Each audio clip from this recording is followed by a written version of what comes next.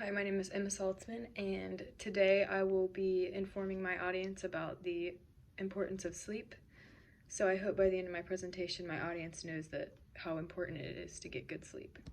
Getting sleep can better your performance on mostly everything you do throughout the day and helps you be in a good mood while you do it. So stated by SUNY in 2021, if you're not getting your 8 hours of sleep, consider yourself in debt. I'm not talking about being in debt with the amount of money you owe to the bank or to somebody else, but the amount of money or the amount of sleep that you owe to your body. Sleep plays an essential part in a person's health and well-being. The way we feel while awake is dependent upon what happens to your body while you're sleeping. So, sleep is very important for your mind and your body. I myself struggle with putting a strong sleep schedule together. Sometimes I'll wake up at like 12, and sometimes I'll wake up at like 7.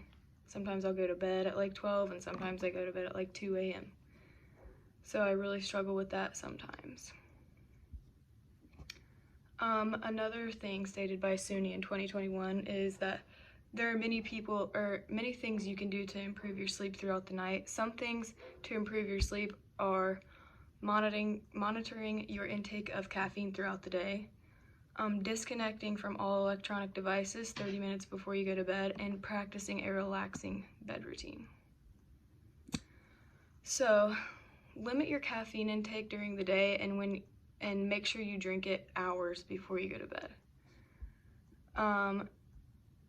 Stated by Pacheco in 2021 in paragraph 4, inside the brain, caffeine blocks adenosine receptors.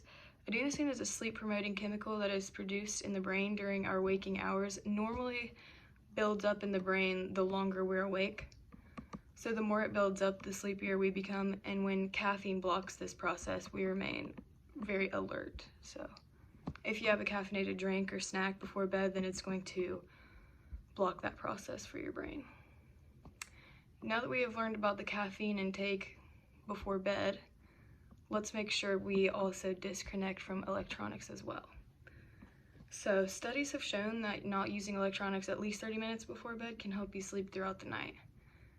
And stated by Pacheco again in 2020 in paragraph 7, electronics, backlit devices, cell phones, tablets, readers, and computers emit short wavelength enriched light, which is also known as a blue light, or fluorescent or LED lights.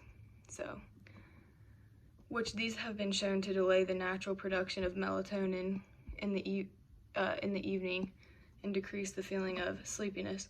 So when I realize that I am gonna need a good night's sleep, or when I notice that I'm super alert before I go to bed, I take melatonin gummies, and that really helps me get a solid sleep throughout the night.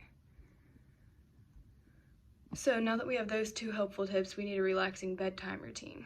Having a relaxing bedtime routine relaxes your mind and body and prepares it for a good sleep. So stated by Newsom in 2020 paragraph 3, when our body's stress response is activated, it can be immediately challenged to falling and staying asleep. Fortunately, research has shown that there is a way that we can turn off the stress response by activating another natural process called the relaxation process. We can calm the mind, relax the body, and help ourselves to drift off to sleep naturally. So make a routine out of something that brings you relaxation and do it every night before you go to bed. Sleep plays an essential role and part in a person's health and well-being. The way we feel while we're awake is dependent upon what happens while your body is sleeping. So treat your body well and give it the rest that it needs. And now that we know the importance of a good sleep and some ways to achieve it, I hope that people in the audience today take some of the tips that we have talked about and achieve a better sleeping schedule.